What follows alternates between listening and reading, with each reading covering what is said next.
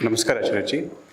My question is: there is enough evidence these days that the people who are unhappy with their jobs are having more carbon footprint in the nature. And I've also been listening to you for over a year, and I've listened to your videos on climate change, where you said that the only solution to climate change is spirituality alone. I've been reading books on climate change, and one such book is Less is More, where they talk about degrowth to be the solution. And in the book, they also talk about dualism being the reason why we exploit nature and why we take nature for granted. The solutions of climate change also being animal exploitation, less population. But we also have influential leaders like Elon Musk who talk about, who ask us to increase population without caring about this. So my question to you is about this degrowth and non-dualism. Whatever the actions that we do is, we are using the resources of nature, right? So, and they will have carbon footprint. So what is it meant to be non-dualistic in that aspect? And how can the society be non-dualistic with all these influential leaders talking to you? Otherwise, that the science is talking to you, and in this capitalist world, what is it meant to be degrowth? This is what is my question. See, what is duality in the first place? The feeling that there are two truths, this and the world, and both these truths are incomplete and dependent on each other. That's duality. That there definitely exist two, and of the two I am one, and I am incomplete. How do I become complete? By feasting on the world, by exploiting the world. That's the reason the book you have read says that duality is one of the reasons behind climate change. Climate change is nothing but a crisis of consumption. We are so terribly incomplete and hurt and restless that we want happiness at any cost. And to get happiness, we exploit everything around us. We exploit our own bodies. We exploit the ones we are related to. And obviously we will exploit the animals, the birds, the trees, the forests, the rivers, the atmosphere. We exploit everything. We are so crazy and so deeply in pain. Think of a person who is both in agony and in illusion. Suffering deeply and also crazy. What will he do? He will do anything to get rid of his pain. No? And that's what mankind is doing. All kinds of unthinkable stuff so that we can somehow feel happy. Kill, eat, exploit, plunder, rape. Do whatever can be done just so that you can have a fleeting glimpse of happiness. And because that is fleeting, so you have to do more and more of it to sustain even the semblance of being all right. Are you getting it? So, you said anything that we do has a footprint. See, climate change is not caused by all the little things that you do. You can relieve yourself of that guilt. It's not you and me who are responsible for climate change. If just to exist is to contribute to the climate crisis, then we would all be guilty. But that's not really the case. There is a perfect balance that nature provides. You have agents that emit carbon, and equally, you have agents that absorb carbon. What are those agents known as? Trees and the oceans. They absorb these gases. What's happening is that you have crossed all limits by a long distance. 280 ppm to 440 ppm and increasing at an accelerating rate. Who's doing that? Not the common man. Though there are vested interests that are trying to put the guilt of climate change on the common man. The common man is not really responsible. The common man is responsible, but in some other way, indirectly. We'll come to that. The richest 10% of the world's population is causing 90% of the carbon emissions. And if you bring that down to the richest 1%, that still remains close to 30-40%. It's so skewed. The per capita emissions of an Indian are only a small fraction of those of an American or a Briton. It's coming from there. There is enough allowance for everybody to peacefully survive. What we do not have is the allowance to consume endlessly. You getting it? So it's not as if doing anything contributes to carbon emission. No, not that way. And if it does, then there is stuff to take care of that. Trees and other physical mechanisms, natural mechanisms. But when you are burning oil endlessly so that you can have physical comforts and all kinds of vanities, then there is obviously no solution. How do you take care of that? Now here comes the role of the common man. This has to be turned into an electoral issue. You have to elect governments that are prepared to tax vulgar consumption. You have to have governments that are prepared to tax the ultra-rich. You cannot let them go scot-free with all the damage they are causing to the environment, to the planet itself. We were talking of the sixth mass extinction. That sixth mass extinction is not being brought about by the lower middle income countries and the middle income countries. That is being brought about by the first world, the developed world. They are the culprits and they'll have to bear the burden. And even in countries like India, if the per capita emissions are rising, the responsibility lies with only a handful of people compared to our population.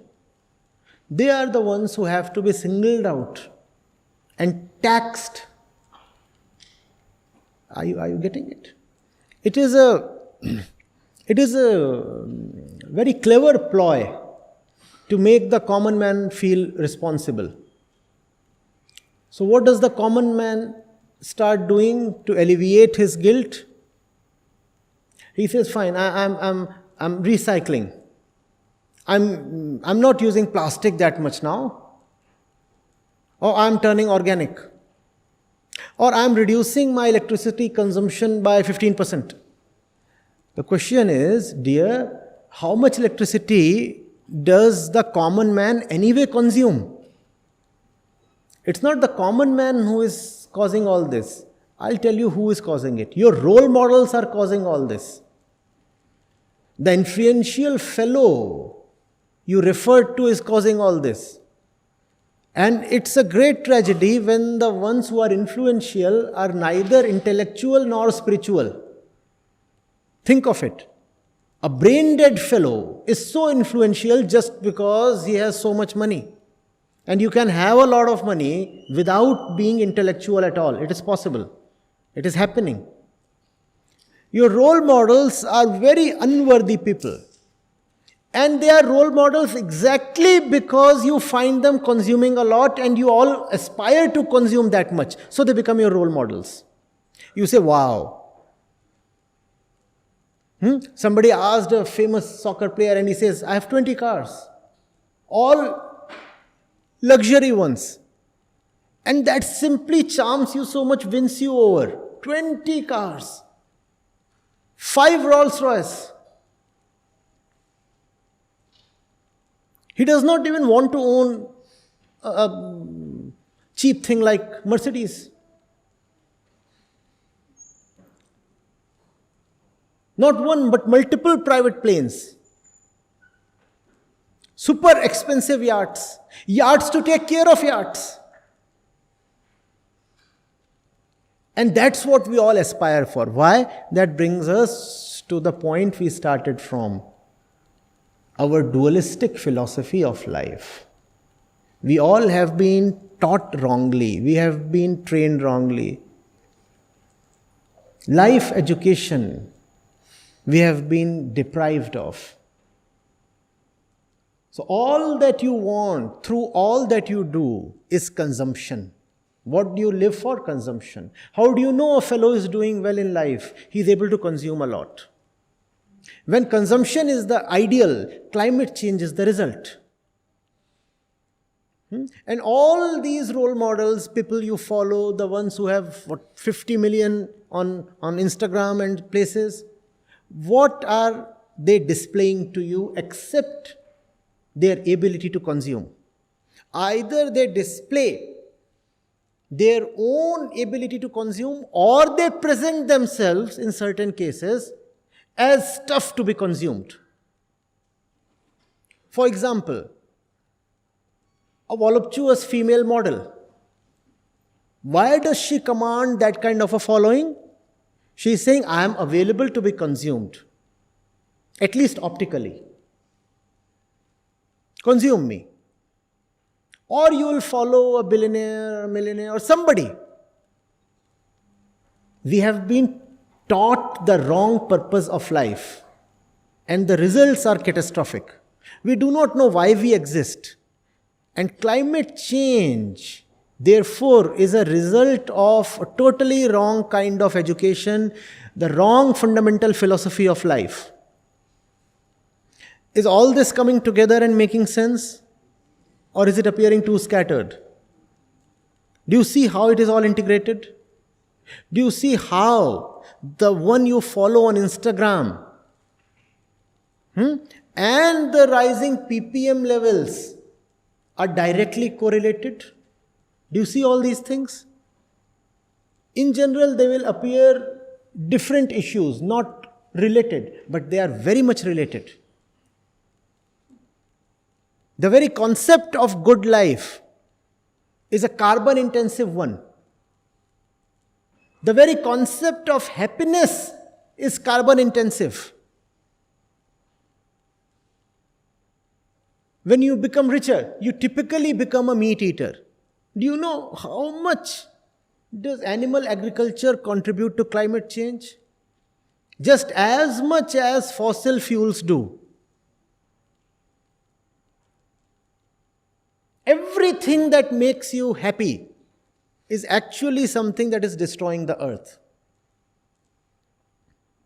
The saving grace is, as Indians, as middle class Indians, you still are not in a position to consume too much. Therefore, you are still not directly responsible for destroying the earth. But there is an indirect culpability, which is that you are following and admiring the ones who are in fact destroying the earth. And if you keep following them, you will become like them. That's the whole purpose of being an admirer, right? I want to be like him. You want to be a murderer? You want to be like someone responsible for genocide? You want to be like someone responsible for wiping out hundreds of species of organisms per day? It's a sad commentary on our times that people who should be behind bars are actually hemming top positions in industry, in government, everywhere.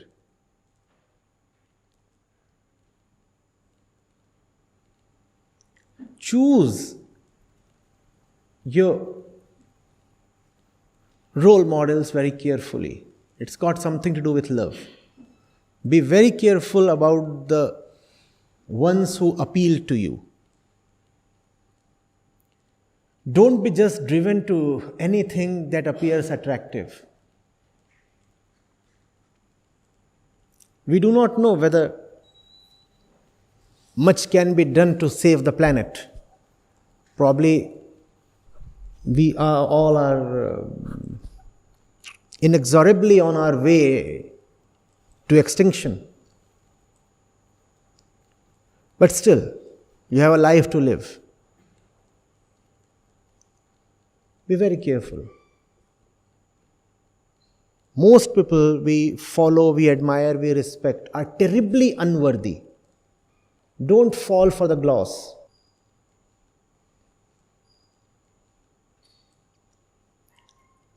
Are you getting it? Even if you find you are being left alone, that aloneness has a dignity. Learn to enjoy that dignity.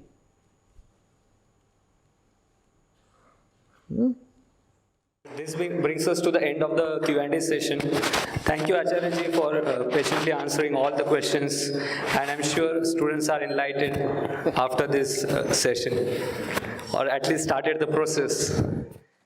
I request Professor Bapat to present a vote of thanks. For last 3.5 hours, we are really mesmerized. I know big speakers come to IIT and we have just audience of 20-25. और ये पूरा श्रेय आचार्य जी को जाता है. हमें ऐसे विद्या का एक्सपोजर नहीं है frankly, and I think that we are something experiencing. और उपनिषदों में ऐसे ही होता है, जैसे आचार्य जी ने कहा कि प्रश्न और उत्तर, और बहुत सारे प्रश्नों के उत्तर मिले होंगे, लेकिन बहुत सारे प्रश्नों के उत्तर नहीं भी मिले होंगे, बिकॉज ये जस्ट शुरुआत है और मुझे लगता है इससे बहुत बहुत बहुत आगे जाने की आवश्यकता है. किंतु उसकी प्रेरणा अवश्य मिली होगी और वो लेकर सभी जाएंगे. और आचार्य जी को मैं साष्टांग प्रणाम करता हूँ. सभी वॉलंटियर्स को धन्यवाद. Then PG council, Yogasth, think India, IIT for Bharat, सभी ने यहाँ सहयोग दिया है. सभी को धन्यवाद. और सबसे आप सभी को धन्यवाद नहीं दूंगा, because you should continue in this date and continue on this journey. नमस्ते.